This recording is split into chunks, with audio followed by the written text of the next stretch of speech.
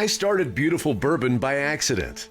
On September 2nd, 2019, I took my first photo, and things kind of snowballed from there. Now more people see the Bourbcasts each week, and I continue to find myself in the blissful intersection of bourbon and photography. I'm KC, and I welcome you to enjoy this taste of beautiful bourbon.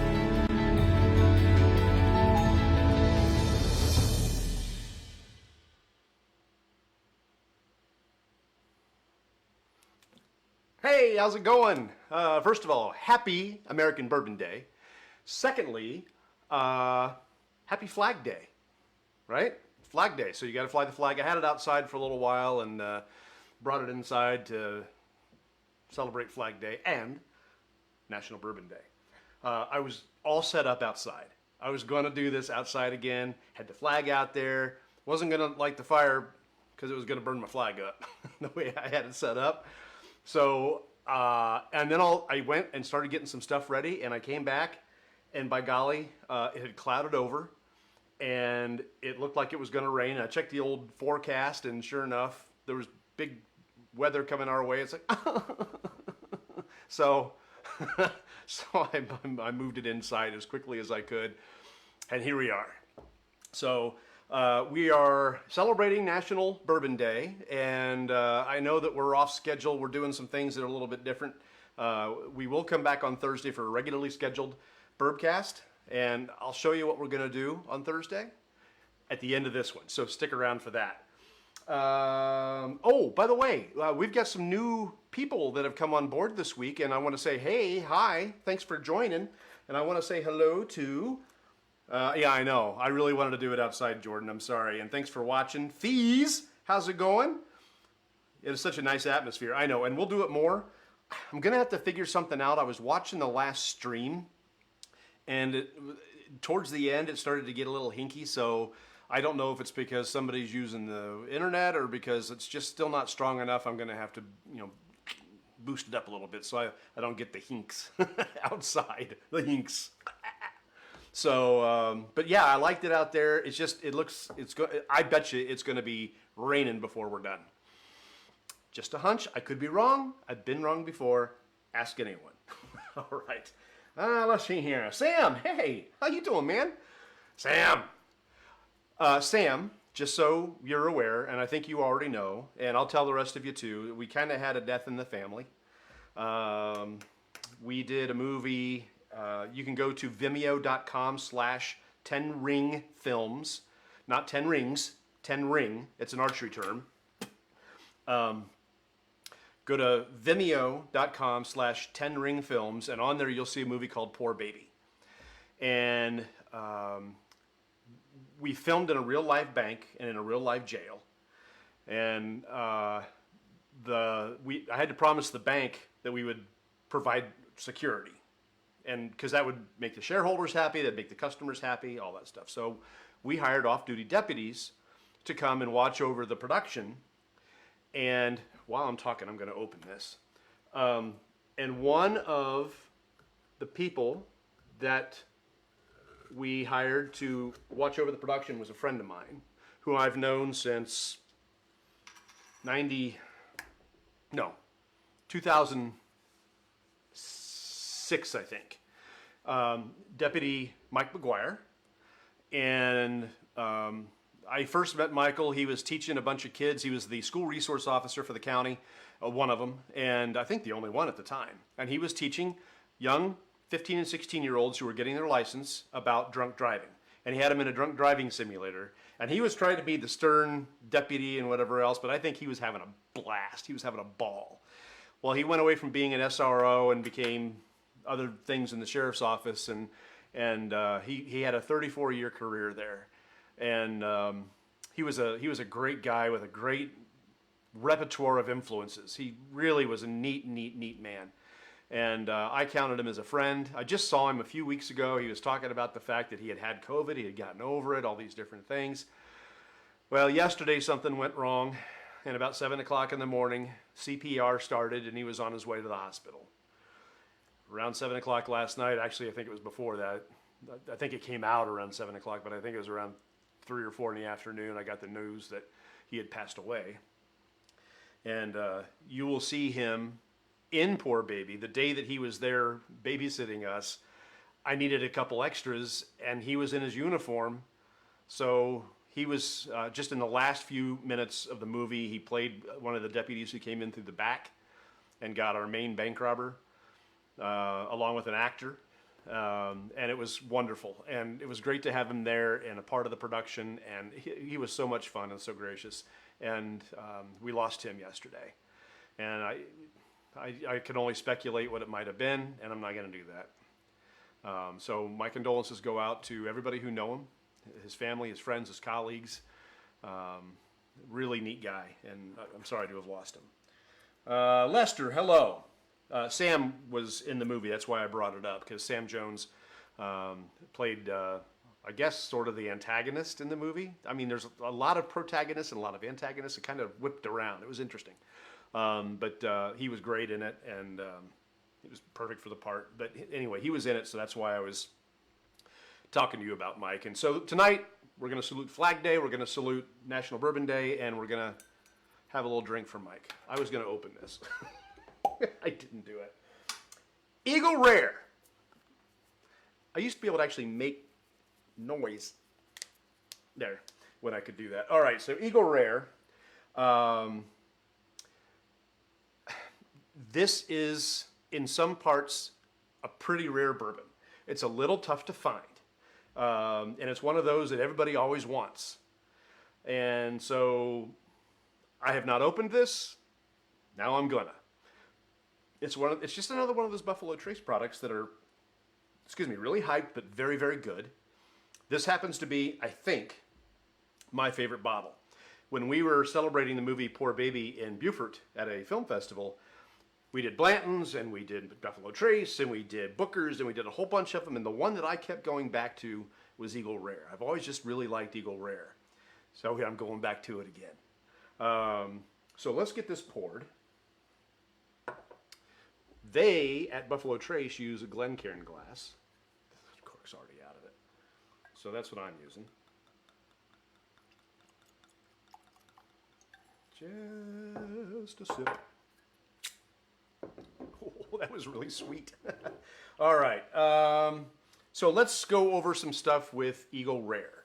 First of all, Eagle Rare used to be owned by a company other than Sazerac. It was owned by Seagram, right? Seagram 7. So they owned this first. This made its debut in the 70s, and Seagram had it, and then Sazerac came along and bought it in the 90s. They bought this before they even owned, they owned the property that was the George T. Stagg Distilling Company. They didn't own Buffalo Trace. They hadn't renamed it yet. So as George T. Stagg Distillery, they brought this online in that distillery. And this would have been in the 90s. This shares a mash bill. We talked about this a couple of weeks ago. The mash bill on this is shared with Buffalo Trace, George T. Stagg, and so there's something else too, and I don't remember what it was. I might have written it down. Let me look. Okay, so rumor has it that it's the same recipe as George T. Stagg, Eagle Rare, and not Buffalo Trace. Sorry. No, it is. It is Buffalo Trace. And also E.H. Taylor Small Batch. Okay? The difference is, first of all, this is made out of what's called mash number 1. I am going to sneeze. I've been fighting that. Whew. Okay, so, sorry. Mash number 1 is what they make Buffalo Trace, Eagle Rare, George T. Stagg, and E.H. Taylor Small Batch out of. I bought some White Dog. This is 125 proof. And we're going to try this too. If I can figure out how to open the bottle. This is just as tough as that. Oh, they got these little tiny tabs on the side. I should just look for those. All right. I've been wanting to try the White Dog. I may not like it. This is the fermented distillation before it goes into the casks, the barrels. This is aged for about 8 years. This is a 10-year bourbon. The other differences between this, even though it's the same recipe, 8 years, 10 years, this one tends to be stored in the lower levels of the rickhouse, as well as on the mid levels, but on the inside of the rickhouse. These are the areas of the rickhouse where the temperatures are more stabilized and less all over the place. This one tends to be stored in more volatile areas, like the middle levels and up. So you're going to get more spicy tones out of this one, where this one is going to be more mellow and sweet. Okay, so just a couple little tidbits about why Eagle Rare and Buffalo Trace and all those are different. They're the same proof, they're 90 proof, but they are different because of how long they're aged in the barrel. The barrel might even be different. I didn't look into that. The barrel could be toasted at a different char. They've got different levels of char. I would guess that maybe Buffalo Trace has a higher level of char because it's a little darker and it's a little spicier, but also where it sits in the rickhouse. So, okay, we're still cooking along. All right, so I'm going to do this at the same time. And I'm not going to pour very much of it because I just am afraid I'm not going to like it. And then what I'm going to do, I'm thinking about buying one of those little barrels, and I'll age it myself for, I don't know, 3 to 5 years and see what happens. That might be fun. I'll have to char it myself too, maybe. All right, so we'll let that sit, let that breathe. This one, I'm just going to give it a little swig, twirl, swirl. I haven't even had anything to drink yet. What's the matter with me? All right. Oh, wow. That really smells wonderful. It's very, very wine-like. I might actually like this. But then again, the gin that we tried on Saturday for World Gin Day, there was one that the nose was awful, but the flavor was really good. So maybe this one is going to be the opposite, where the nose is really nice, but it'll probably taste like butt. We'll see. Yeah, I really like it. It's got a mini overtone, definitely fruity. Like I said, it smells like white wine. The oak is not there because it's never been in oak. See what I did there? So I'm wondering what kind of filtering this goes through, because if it's cold filtered and charcoal filtered, it shouldn't have hardly any smell to it. It should be very, very pure. So I'm very curious. Very, very curious. Corn rind and malted barley recipe. 62.5% alcohol, 125 proof. In Kentucky, buffalo carved pathway, followed by Americans first, explorers, blah, blah, blah, blah, blah, blah. Brave pioneers distilled whiskey using traditional methods and drank it right off the still. I'm going to do that someday. They called it White Dog. This raw distillate was clear, unaged, and had a hint of sweet corn. I could see that. I could see it. Later distillers discovered the spirit was perfect for aging, creating what we now know today as Kentucky Straight Bourbon Whiskey. We're still making whiskey on the spot. We're ancient buffalo. They love their buffalo. Okay, so let's try it. Jennifer, hello. How are you? Thank you for joining us. What I'm doing here, this is the White Dog. I should leave it up here.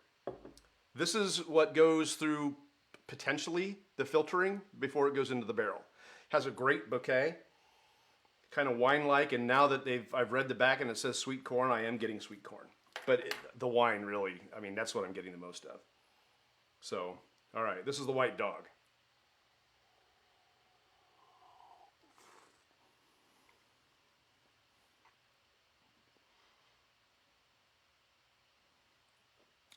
Ha!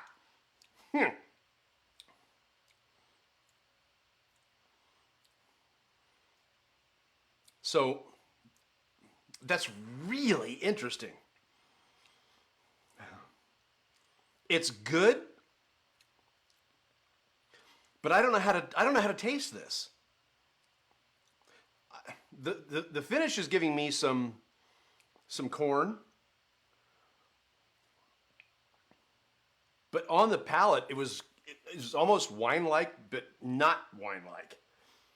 This was really interesting. Mac, hello. Ha! We're doing White Dog, which will eventually become Eagle Rare. We're celebrating National Bourbon Day and Flag Day. So I've got to do one more here.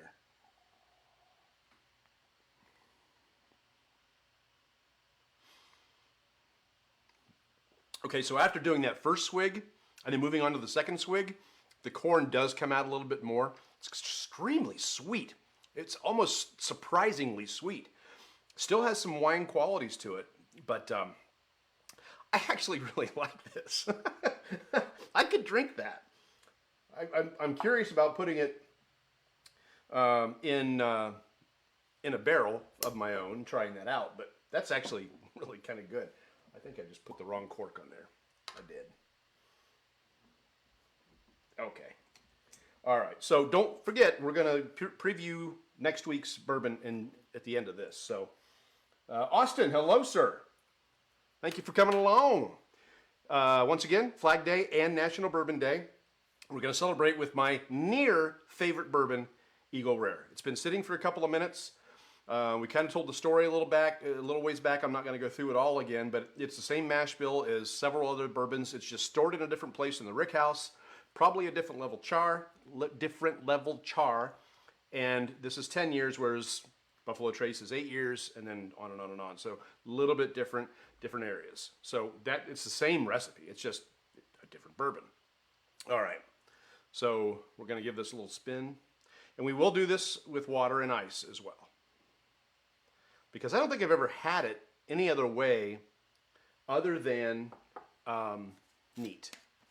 Excuse me, I'm going to cleanse my palate after having that White Dog. I just recycle these things. If I go out in the woods, they're quiet, not like a cheap water bottle. Okay, so here we go.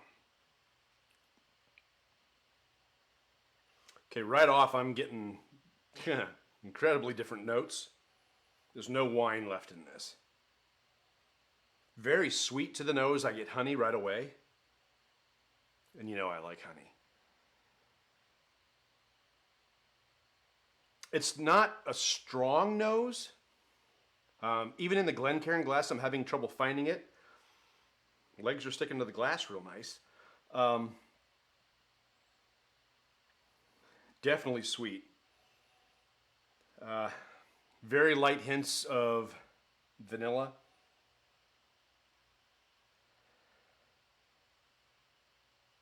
Getting that oak. There's something, I am getting a fruit and a mint. I really have to stick my nose down in there. It's rumored that this is a great bourbon for people who have trouble sniffing bourbon. If you have issues smelling the bourbons and pulling out the notes when you do that, this is supposed to be a good one for that, because it's simple yet complex. And you're able to pull out those different notes. So now that I've had time to think about it again, I'm getting pepper off of it. Not a dark like black pepper, maybe like a green pepper. If you've ever used green peppercorns, a little bit different. Still peppery though. Honey's predominant for me, a little bit of maybe some butterscotch. Well, that's a stretch, maybe not. Honey though, definitely honey. Okay, so I did write down what they say the tasting or the smelling notes are, the nose, and they say toffee. Yeah, I could have said that. Orange peel. I told you I smelled some fruit. Herbs. That's a cop out. Honey. I got that. Leather.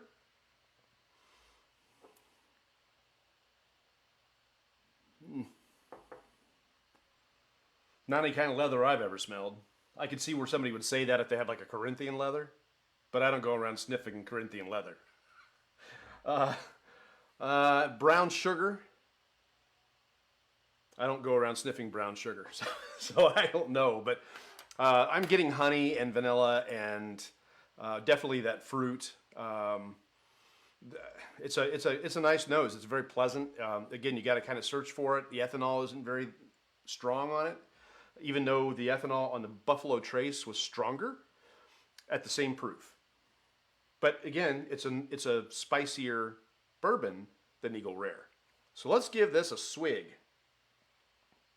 Good evening, sir. All right.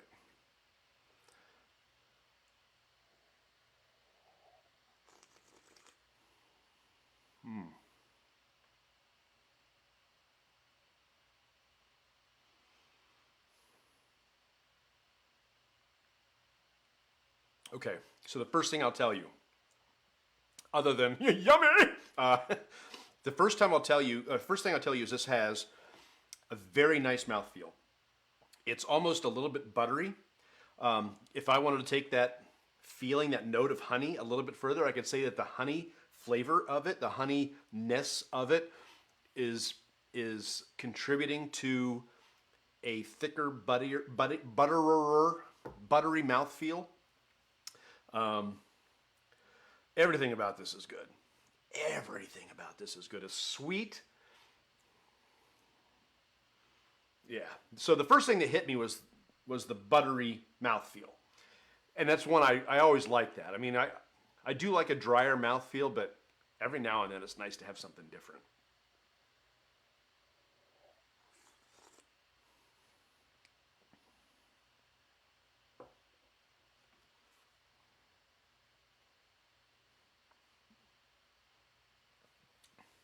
That honey is still there. A little bit of almonds. There's a slight, very right in the center of my tongue, I get mint.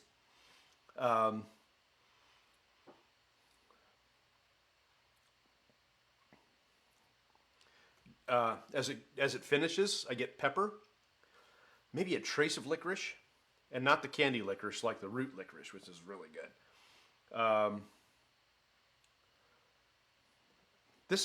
It's complex, and that's what I like about these drinks, is this is complex. I want to make sure I'm not missing anything. Austin, I get sort of a light citrus-like note from Eagle Rare, one of my favorites as well. Yeah, I interpreted the citrus on my tongue a little bit as mint right in the center, but then it's got a halo around it that almost had a bit of a citrus type of feel to it. I caught citrus on the nose. Do you have Eagle Rare now, Austin? Kind of curious if you're sipping along with me, because that would be really cool. Definitely that on the nose and honey, but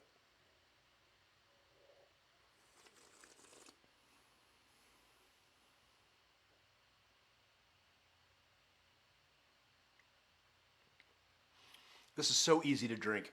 It is so smooth. It has just a little bit of bite on the back end of it, but so small. And part of that is because it ages longer. The Buffalo Trace is spicier, and it doesn't age as long. And it ages in different parts of the rickhouse. This is more controlled, and it ages longer. And it's just so smooth and so delicious and caramely. A little bit of caramel, but not dark caramel, light caramel, sweet caramel.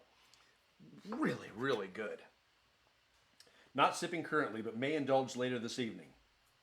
I can respect that. It's always fun to do it with, but not everybody has my schedule, and other people have little ones around the house, and they have things that they've got to do and responsibilities, so that's totally fine. Open it later.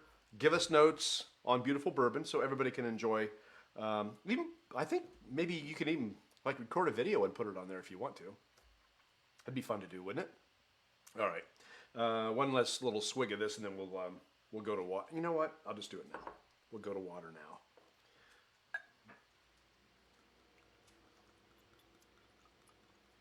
I'm not putting a lot in there, so I won't put a lot of water in there either. Now this water's been in the refrigerator. It is filtered, but it's been in the refrigerator, so.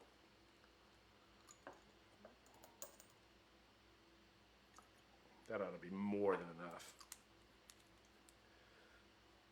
Okay, ice is coming up after this. But again, I've never had Eagle Rare on water, and I've never had it on ice. I've always had it neat. So, I want to thank everybody who joined us this week. I promoted the show in a few new places, and we've got some new listeners and watchers. And I want to say thank you for that. I hope that I can be entertaining. You can come back and tell people about it. We're just doing Facebook and Instagram. And of course, I've got the blog at beautifulbourbon.com. And I'm real slow at updating that, and I really should do better.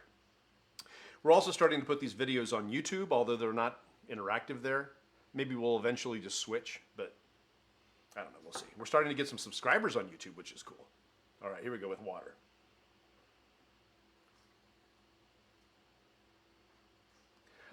I think on water, the vanilla comes out a little stronger. The honey's still there, but it's equal now with the vanilla, whereas the honey was more predominant before and the vanilla was more sedate. They're almost neck and neck now. Nose is still not super strong. What little ethanol there was in the nose is depleted. Now, I did put quite a bit of water in it, for the amount of the pour, but I wanted to see what it would do.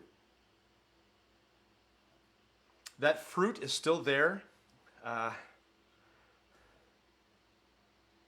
can't call it citrus. Perhaps raisins.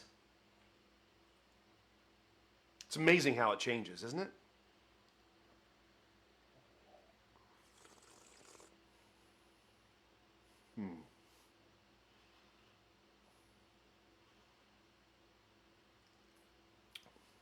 That honey sprang on me like a den of lions. And butterscotch now, too. I hinted with the idea of butterscotch before, but now it's really showing up. Gosh, I do like it with water. I do. Even with as much as I put in there, I like that. I like it better neat. Still a purist.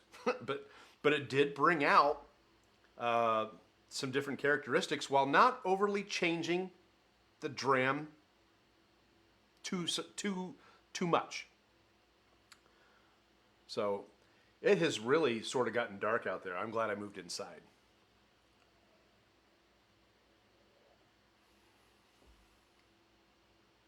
That was a bigger gulp. But that one gave me more mint on the center of my tongue, too. And less citrus. That's interesting. Still very, very good. Even though the character hasn't changed a lot, it changed enough to be able to draw out new notes. And of course, this is like my fifth drink of it. So, every time you drink it, something is going to change about it. You're going to pull out different notes, even if it's, neat. You're going to pull something different out every single time. All right, one more.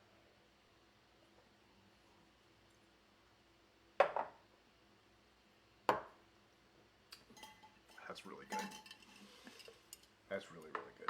Still going to preview what we're doing next week. It's a surprise. So don't go anywhere. I'm trying to make this quick so you don't have to sit here all night. I know the gin one was almost an hour long, but I had a lot of gins. I had like 8 or 9 gins. All right. Beautiful, gorgeous, clear ice sphere. And this one, you may be able to see it, has a little nipple on it. Kind of looks like and this wasn't on purpose, kind of looks like the Death Star.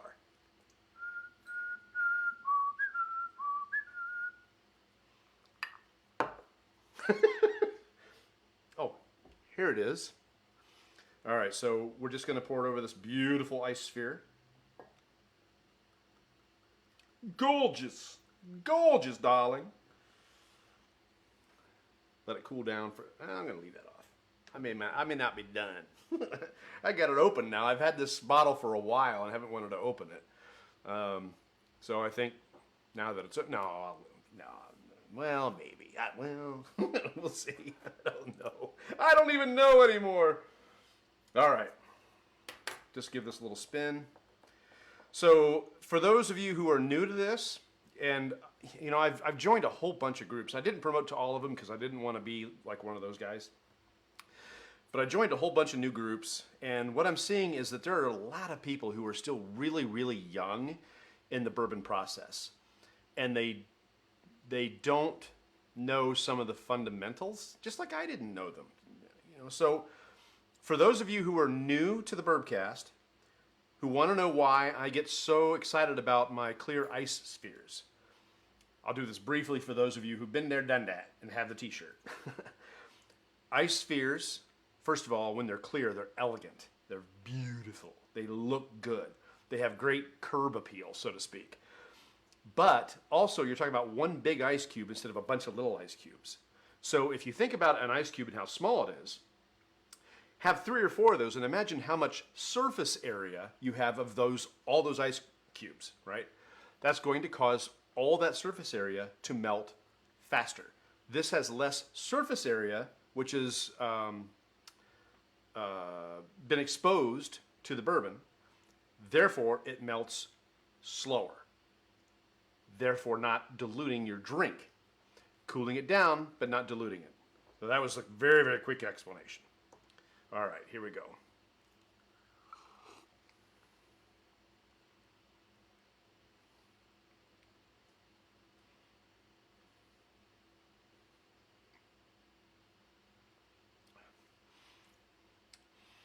That was different. It's different than the other two. The thing that I caught first was oak. The oakiness came out on ice when you cool it down. What ice does, I've been seeing people ask this, should you keep your bourbon in the refrigerator? You can. You cannot store it like you would a wine bottle on its side, because the bourbon will erode the cork. Even if you don't end up with the cork coming out and a refrigerator full of spilt bourbon, you could end up with pieces of cork in your bourbon. So don't put it on its side, even if you put it in the fridge.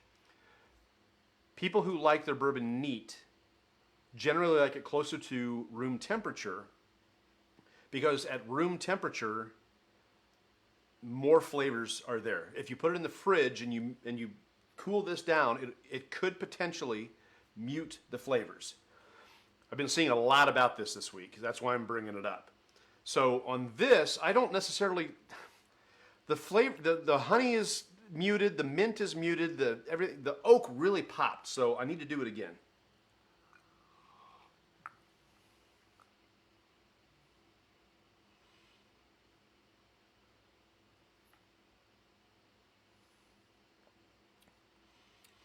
It changed. I'm getting banana. I'm getting dates. Pepper is still there. Honey is really backwards. Now I do get the toffee, whereas I didn't get that before. I'm getting toffee. I still don't do the leather. I'm not into that. I can't go there. The notes did change. Don't get me wrong. It's still Eagle Rare. It's still delicious. And there are still a lot of notes about the Eagle Rare neat and on water that are here. They've just changed a little bit. The oakiness is coming out more. The pepper is still there. But some of the sweetness that I had come to really enjoy about the Eagle Rare, bye-bye. Bye-bye.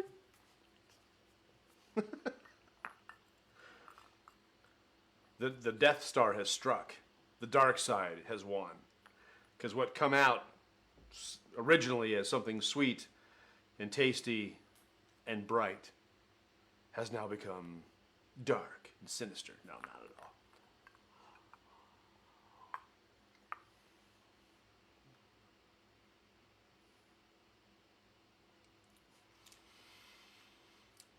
If I really concentrate, I can pull that honey back out. I can pull that citrus back out. But really, that's really gone to the basement compared to some of the other flavors that I've mentioned. Another thing I've been seeing a lot online recently in these different pages is people that want to use things like Eagle Rare and Buffalo Trace and good bourbons in mixed drinks. It's your bourbon. Do what you want to with it. But this is so good, just the way that it is. I can't get behind it. I can't do it. some bourbons that you can mix and some that you can't. If you're going to mix a bourbon, mix one that's easy to find, that's good. Like you might have seen the great big picture of Bullet. It was bigger than my head. You might have seen me with that. That's a good bourbon. I like that. And we'll taste it officially one of these days, but I really like Bullet. It's also a really cheap one, and it's really easy to find, so I mix that one. Or I'll mix, if I want a weeded, I'll mix Larceny. Or I'll mix Old Granddad or something like that into an Old Fashioned or New York Sour or something along those lines. Eagle Rare is hard to find. It's not super expensive depending on where you buy it. But it's just... Okay, I got to come back to this. It's just so good. Don't mix with it. Now, I don't know. This is going to sound gross, and I'm sorry. I'm sorry. Jennifer, I know I should show you some manners. So take it for what it is. I just burped. And I don't know if it was because of this or because of this. I'm sorry. I don't mean to be gross. It went back to that wine taste. I burped wine. And it's disgusting. I don't mean to be disgusting. I'm sorry. But that's what I got. And I only had a little bit of this, so I really am hesitant to believe that but it could be. It could be. I don't know. I don't know. So we did Eagle Rare neat after we did the White Dog. And it worked out pretty well because they're so different that I was able to taste them both very nicely. Went through the gamut with this. We gave it the neat treatment. We gave it on water, and we gave it the ice sphere. Want to make sure I'm not missing anything. I'm not. Good. Oops. Or am I? Nope. Okay. Good. So we're almost done with this particular series. We've done Buffalo Trace. We started it with Colonel Taylor. Then we did Sazerac Rye. Now Eagle Rare. We're going to do it. Stag Junior. I cannot find a bottle of George T. Stag, which is probably the only bourbon that I would put over Eagle Rare. I like Eagle Rare that much that I would consider that, at least today, my favorite bourbon. George T. Stag, I like better yet. Again, same recipe, just stored differently, aged differently, different proof, all that. This is a hot bottle. George T. Stag, or just Stag Junior. This clocks in at 128 proof. So this White Dog is 125 proof. This may not come from the same mash bill as George T. Stag.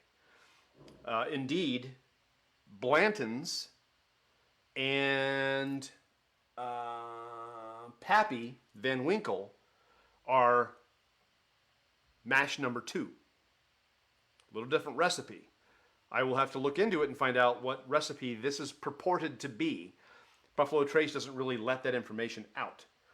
But we're going to wrap up Buffalo Trace on Thursday with Stag Junior. Now, I know there are purists that want to know what Stag this is. There's one that's more popular than the rest. I will tell you which one this is because you're going to want to know.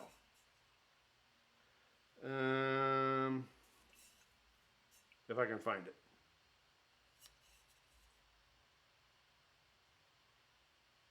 I don't think it says on here. Well, some people can tell by the alcohol by volume and the proof. Stag is unfiltered. Stag Junior.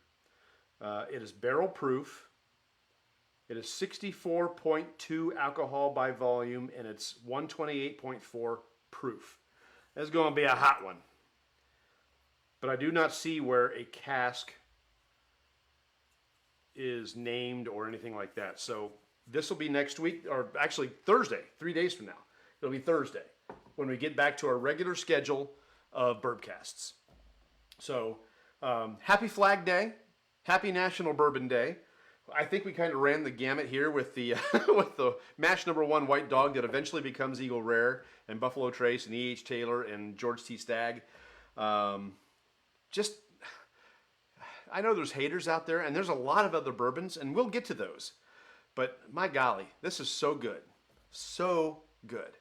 We're going to do Stagg on Thursday, and then after that, we're going to switch over. And I promised you that in June, and I think it'll still be June by next Thursday. Yeah, it will be. Next Thursday will be the 24th. We're going to switch over to Chicken Cock.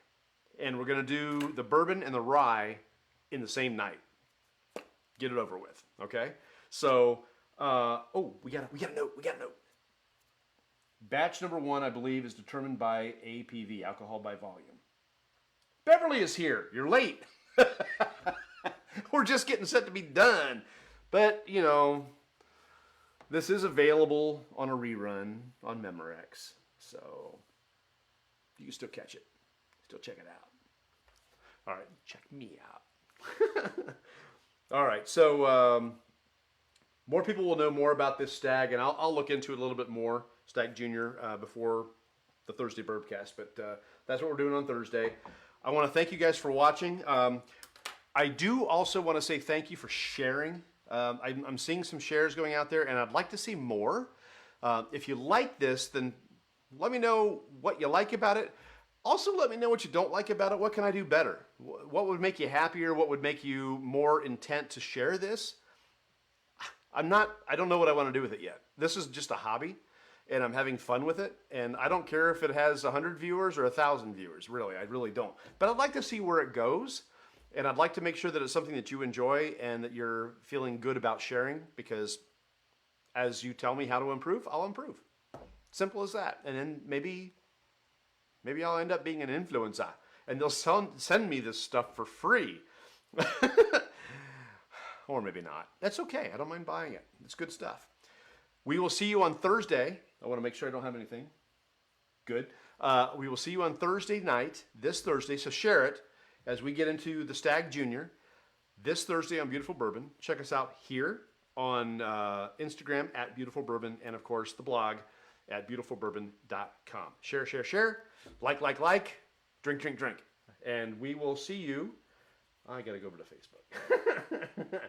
And we will see you on Thursday. Take care and drink responsibly.